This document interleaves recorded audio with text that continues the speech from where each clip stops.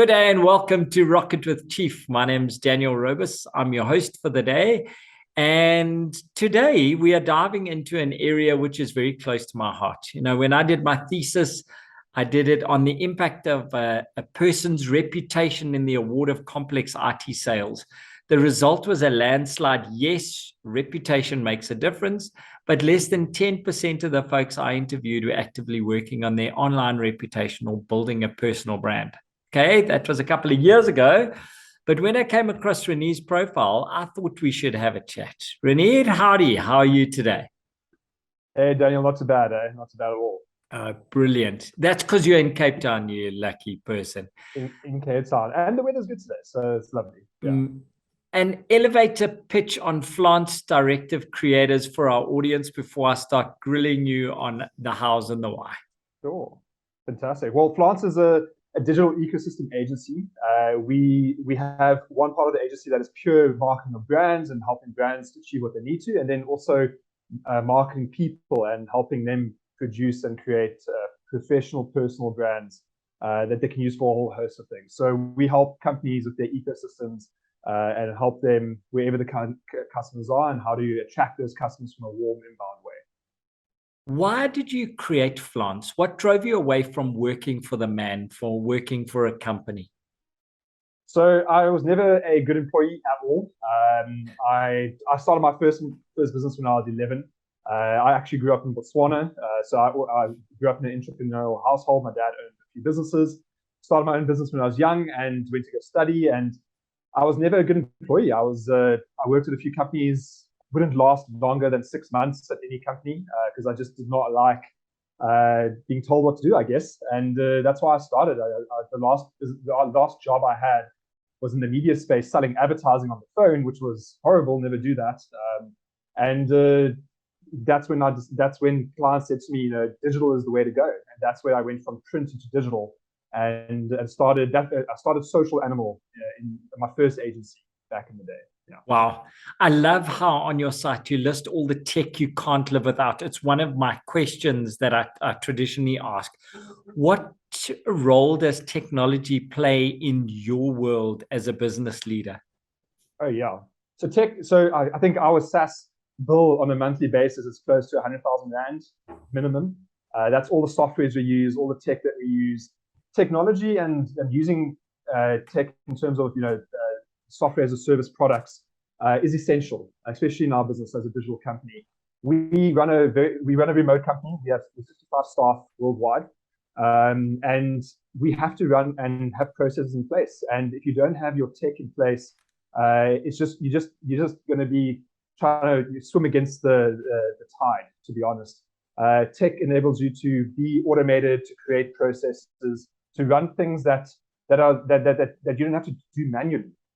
So we're very tech oriented. We have a lot of process, a lot of applications we have from the digital marketing side to the reporting side to the communication side. And as I advise businesses, don't skimp on tech. Actually invest in your SaaS products that you are purchasing and use them properly. Otherwise, it's the opportunity cost is too large. Okay. And do you find in your personal capacity that tech makes you more effective as a leader, or is this just 100%? Give me your top 3 apps that are go-tos immediately. Sure. So first, Google. We're a Google baby. We use the whole Google kind of interface and Google Drive and G Suite. So we have a full business kind of thing. It's lovely because everything's in the cloud. Everything is saved automatically. No one can delete anything. I had one situation that a whole client's folder got deleted by accident, but we could just restore it as quickly as possible. And some staff, their laptops die, doesn't matter. Everything's on the cloud. So your physical tech needs to be as redundant as possible. Your cloud technology needs to be to a point that you can access it anywhere in the world. And being on Google, it's so easy, so user friendly. So that's one of them. Love that. Then and also our accounting software, we use Xero. Xero is amazing from an accounting perspective. We use that in conjunction with an app called Dex. Dex is a receipt software that I just record all our receipts. I take pictures of our receipts, and that helps us with our accounting. I guess from a management perspective, from a people management perspective, we invest heavily into Bamboo HR, which is the HR system that onboards staff, that runs employee advocacy, that runs a lot of things, and we manage our full staff contingent with Bamboo and all the contracts. So that's highly essential. And then there's a few applications I use daily. I mean, just right now, I'm using an app called KRISP that cuts out all background noise. So I could be clapping right next to you and you won't hear it. I could be sitting in a coffee shop, you won't hear it. You just hear my voice. So just small things like that. Love tech on a daily basis. It shines from you that you enjoy the tech and you dive into it, boots and all. Is that where the digital animal monocular comes from? How did that come about? Sure. So when I started my LinkedIn journey, I engaged with a lot of LinkedIn kind of professionals around the world, and as I said, my first agency was Social Animal. It's called Social Animal, and I created, or I'm starting a project called the Digital Animal kind of website that helps small businesses do their own digital marketing. They don't need an agency to do it for them, because we've helped thousands of businesses do it. And Digital Animal, it's there to start a conversation. It's there to kind of break me away from the crowd. So this is some clients call me that, and I just put that on my LinkedIn. Nothing too intense, to be honest. It's just to start a conversation. It is very interesting. It stands out. Yeah. It stands out because if you get a message from me, the Digital Animal, they're like, okay, well, what is this? Why should I be looking at his profile? And some people are like, oh yeah, it doesn't make sense or this or that. I'm like, I actually couldn't care, to be honest. It's what I call myself. You can like it, don't like it. It's the whole thing about being polarized to a certain degree. The more polarized you are, the better at the end of the day, because you get super fans and you get, I guess, super haters. But you can only, if you have a lot of super fans, then it's a good way to go about it. So being polarized is actually good. It's not bad. Do you think your average business person is digital savvy enough with regards to our online presence? Just from the people that I deal with, business owners are so focused on running their businesses, so focused on keeping the doors open. It does fall away a bit from they don't understand how effective digital kind of software or means can actually help them on a daily basis. So there's a yes and no to this. I have met business owners that are clued up and running on all kind of things. And then on the other hand, there are business owners that'll just do a small part of it, but they don't know the possibilities that are there. A lot of business owners or small business owners won't actually spend that little bit of money on a software because they'll do it manually. But actually, the opportunity cost that comes with it is more expensive than the $10, $15, $20 that you're going to spend on application to make your life easier. And I guess also LinkedIn, a lot of them they don't see the value yet. South Africa specifically, because we deal with a lot of international clients, and LinkedIn is a very big part of the international sphere. But South Africans are just waking up to the possibilities of this platform and having a good personal brand and what it actually does for your business, for the employees, to just general awareness and perception. Yeah. So do you think it's online is just a different place to fish, or is it a different pond altogether? So, it's a different place to fish. I think, and yes, I'd say yes to both, to be honest. That you can't run a business nowadays without having a digital presence. Sure, that's an accepted in my mind. That's an accepted. But what do you do with it? What do you mean? What do you do with your actual presence? Yeah. Like, so what? I'm on LinkedIn. So what? Yeah. This is the same thing I get from a lot of people. They're like, so what? And this is the one thing I reply to that. You've been in business for a long time. You understand the value of relationships. You probably haven't gotten to where you are at the moment without relationships.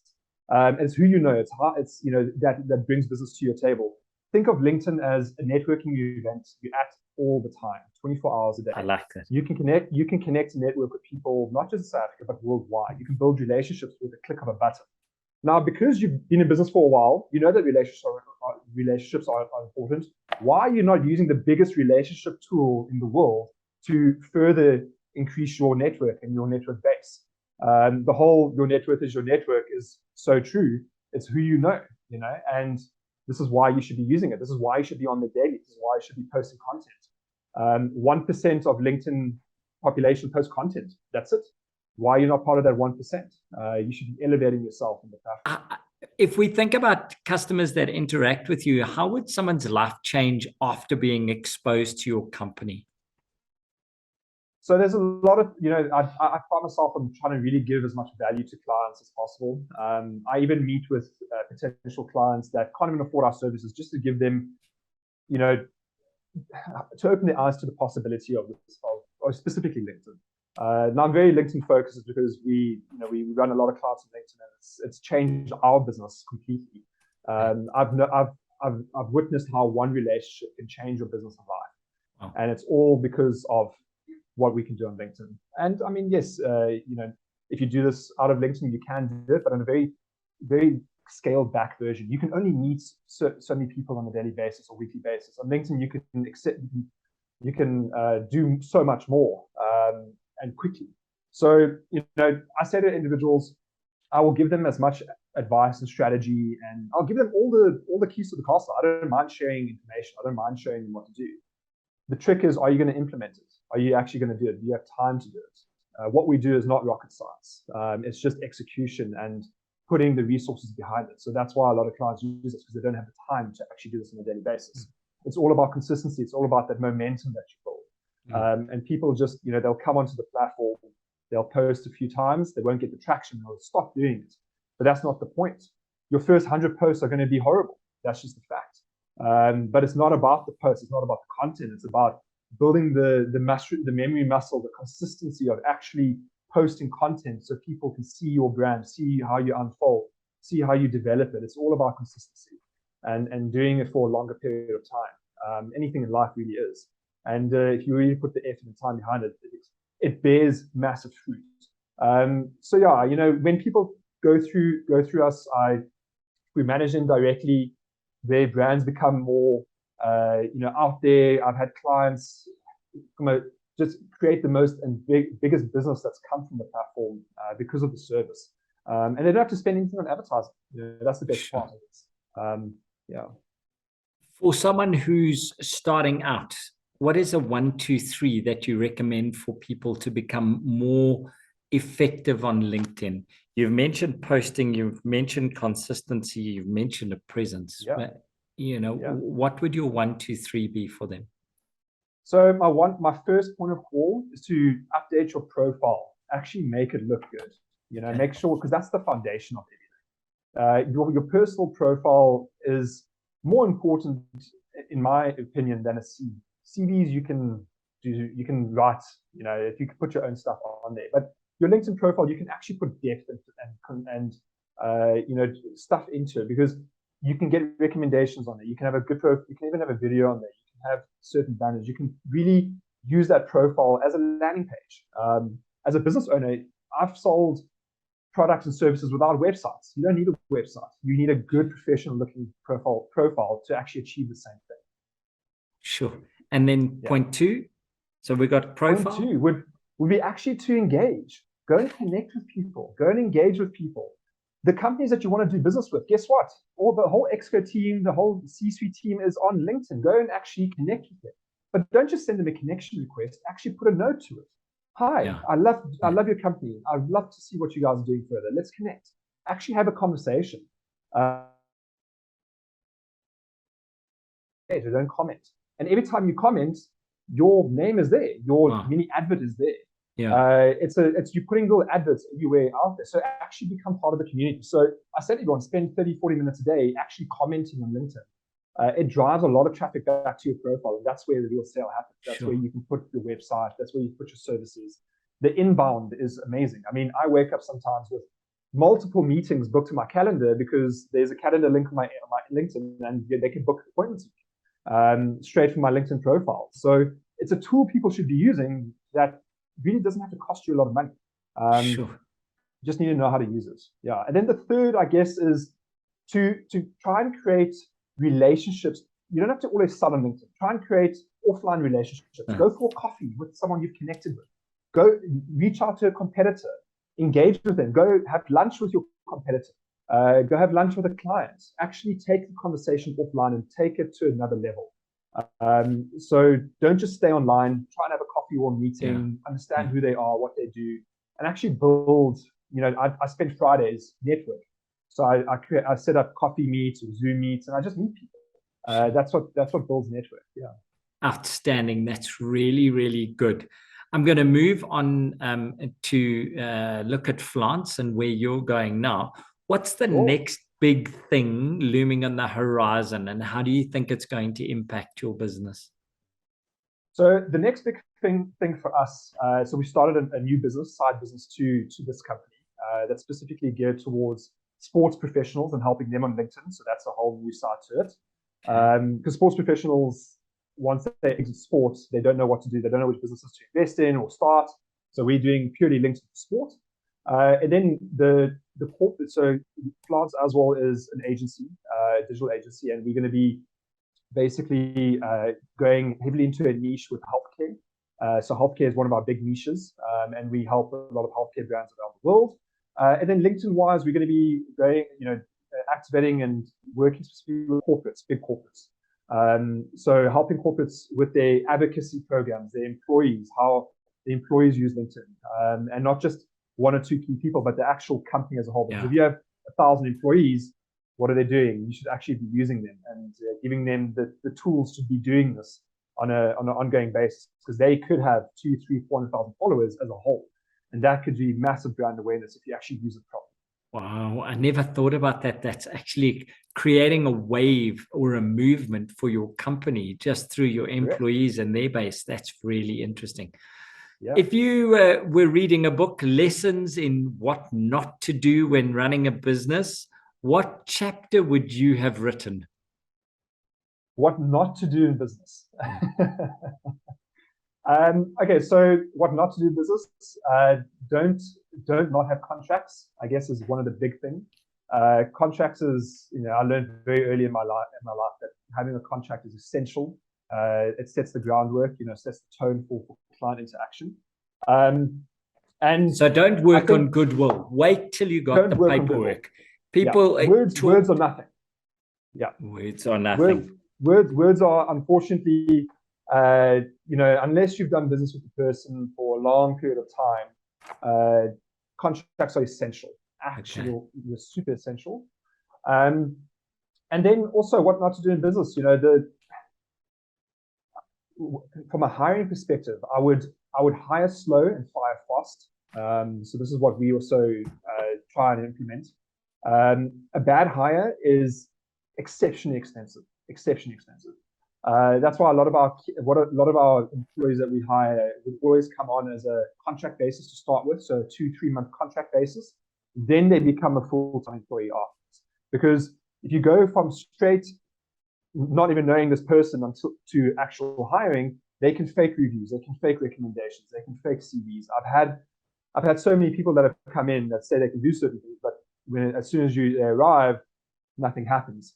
And then you're stuck with a full-time employee that, in South Africa terms, is very hard to get so good as someone if they've started with you. So we hire slow. We really go through a due diligence kind of scenario, and then they go onto a contract basis, and then only after contract basis they can become full-time employees. Doesn't matter what position you are in the country. Sure. And it's really helps us, really helps us. Sure. Yeah. You've stepped into a global consulting role. How different are clients in Zimbabwe versus the USA versus South Africa? And how different is it from face-to-face? So yeah, I mean, I don't meet many clients face-to-face. We have a lot of clients around the world. We've got a big client contingent in Singapore, in the UK, and the USA, and in Nigeria. Clients are very different worldwide. South Africans are a lot more skeptical. They take a lot more, unfortunately, it takes a lot more time for them to make decisions. But I still love South African clients, but international clients are a lot more, how can I say, they put a bigger emphasis on digital and on personal brand. I guess because they being in those environments are very cutthroat. The competition in those environments are a lot higher as well. Also, then again, our buying capacity in South Africa is much lower compared to the international market. Also, international clients are, from a payment perspective, they don't mind paying up front. You can actually enforce it, even big contracts, even on a corporate level. South Africa still lags. They still try to pay 30, 60 days, and it basically pushes back, from a conference. So because you can then only pay people that are. So I think Africa is a long way to go from that perspective, because it's just different. But the international guys they love South Africans because we can tell stories. We know how to tell a story. The international agencies can't tell a story as best as we can. It's very different. Yeah.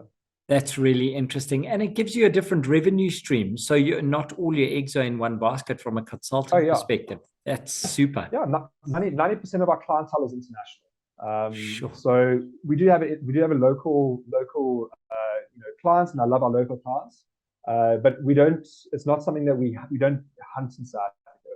The clients that come to us are from word of mouth from other individuals, but our hunting grounds are APAC region, Zurich, UK, USA, all the countries that we can charge dollar for as well. We also have a different pricing point for South Africans. Yeah, we don't expect them to pay the price point that our international clients pay. What do you think is your team's special X factor? Why is Flance doing so well? We give more than what we get paid for at the end of the day.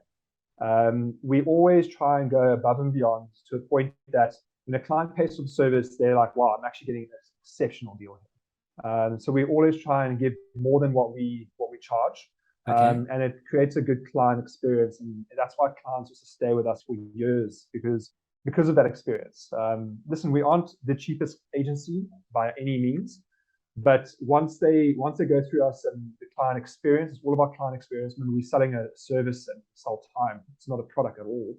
The client experience needs to be world class. So once they become part of the service, we will go beyond the call of duty for our clients within reason, of course. Yeah. But they need to always walk away to sit there and say, man, whatever I'm paying is not what they're giving me way more than what I'm paying. So that takes away the need to be in the room squeezing the palm, because they're getting the service. They don't mind that you're 1,000 Ks away. 100%. So a lot of companies will try and service clients, try and make as much profit as possible. We do it a bit differently. Yes, profit is important, but we place bigger emphasis on a client experience than just dollars in the bank, because dollars in the bank is a byproduct of that.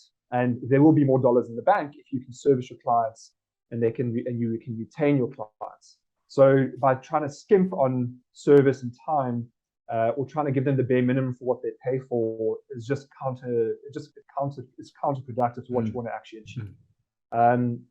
Profit is a byproduct of a good service for clients. Yeah. Sure. That's very interesting. There's a lot to think about now. From your perspective as a business lead and a digital lead around here, who's your mentor from a business perspective? Mentors. So I have a few mentors. I've got I have a coach. I have two coaches, Mike and Lundy. They're part of the Circle of Excellence. They're mentors. I've been with them for quite a few years. Business coaches, definitely, they can be mentors at the same time. We've got two business coaches that we work with ongoingly, and from a mentor perspective, there's a few clients that I've worked with in the past that also I would say as mentors. I don't know if I can share their names directly, but there's a lot of people that I follow, maybe not specifically mentors, but people that people should follow. I don't know if I can share their names. Yes, of course.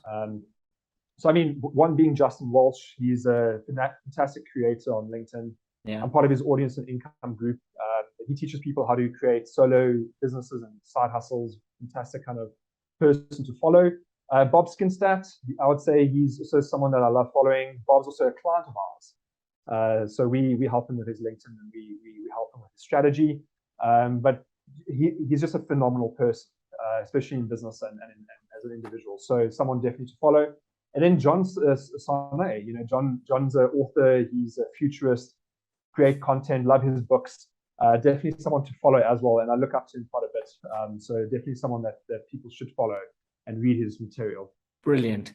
And then top 3 podcasts or books. Are you a book or a podcast person? You interviewed on a number of podcasts. So yes, yeah. So I do both. I think they each have their own space and time to consume the data or the actual the information that's been going through. So podcasts. I would recommend My First Million by Sam Parr and Sean Perry. They talk everything about exits to creating a lot of wealth in the early stages of exiting and doing things and crypto.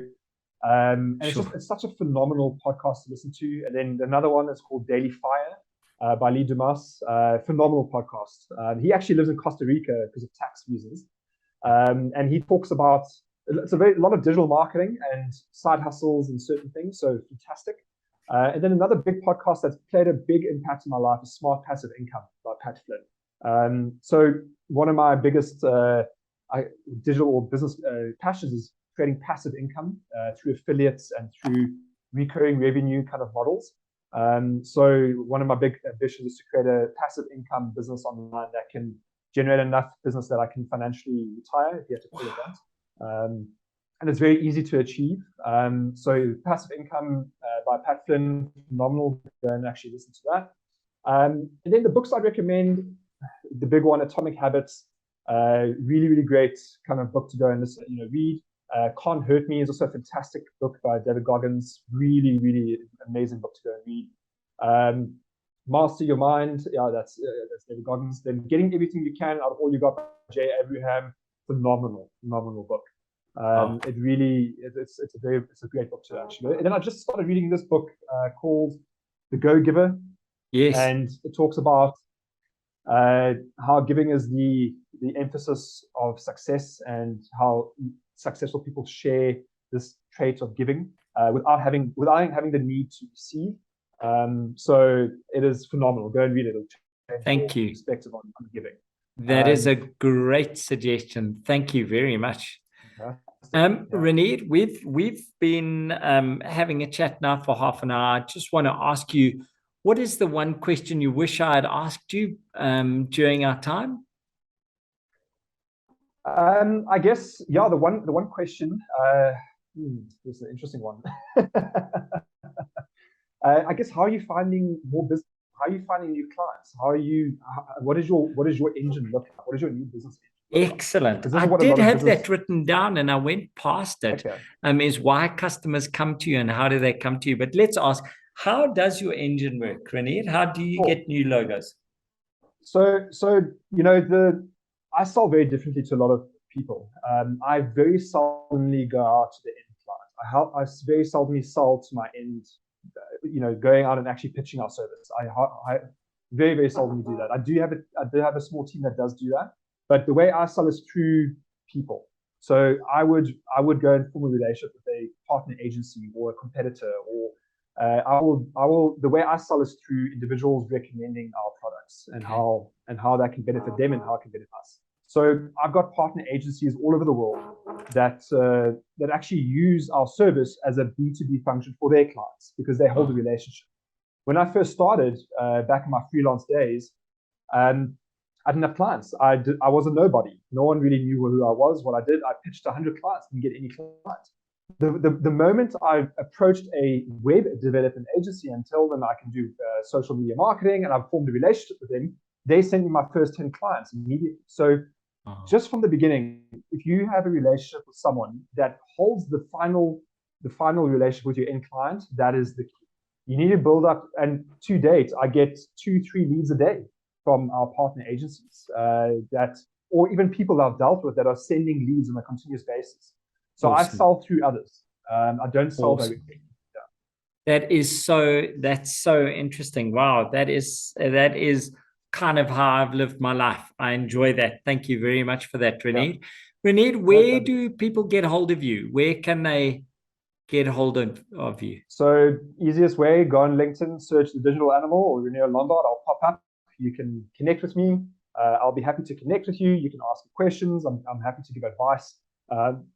and it's an ongoing journey, especially on your LinkedIn journey. And if you follow my content, I share a lot of tips and tricks and how to do things, and what you can use for it. We try and share as much value as possible. And if you do want to have a chat with me, you're welcome to book a meeting with me on my profile. There's a link to book, and happy to meet with whoever. Thank you so much. Gee, Renier, from my side, you've been so concise and answered all the questions. I love the way you run your agency, and I love the way you run your interviews. I can't wait to carry on following you and seeing where you are taking the organization. And I'm glad you're bringing Forex to South Africa. It's great that the majority of your work is offshore. Yeah, no, that is true. I do, doing Forex is great because it's adding to our economy here, which is phenomenal. Yeah. Well, enjoy Cape Town. Have a lovely day. I give you the rest of the day off, as you have been so good. You just take it. From me, Daniel at Rocket, I'm going to sign off and say have a lekker day. Awesome. Thank you, Daniel. Appreciate your time. Chat to you soon.